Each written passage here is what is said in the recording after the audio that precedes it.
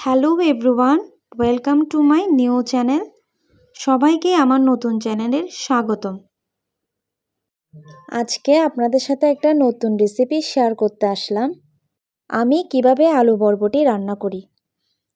আলু বরবটি ভাজি ছোট থেকে বড় সবাই পছন্দ করে এবং আলু বরবটি ভাজি ভাত এবং রুটির সাথে খেতে ভীষণ মজা।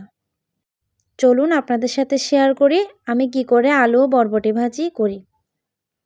আমি আগে থেকে আলু ও বরবটিটা কেটে রেখেছি। একটা ফ্রাই প্যান বসিয়ে সেখানে আমি পরিমাণ মতো তেল দিলাম। তেল গরম হলেই আমি সেখানে পেঁয়াজ কুচি, রসুন কুচি ও মরিচ কুচি দিয়ে কিছুক্ষণ নেড়েচেড়ে নিলাম।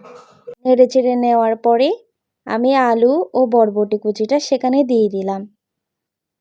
দিয়ে দেওয়ার পর হলুদ ও মরিচ গুঁড়ো দিয়ে কিছুক্ষণ কষিয়ে নেওয়ার পরে আমি ঢাকনি দিয়ে কিছুক্ষণ সিদ্ধ করতে দিলাম। এরপর আমি ধনেপাতা দিয়ে নামিয়ে নিলাম। সবাই আমার চ্যানেলটাকে সাবস্ক্রাইব করে আমার পাশে থাকবেন। সবাইকে অসংখ্য ধন্যবাদ।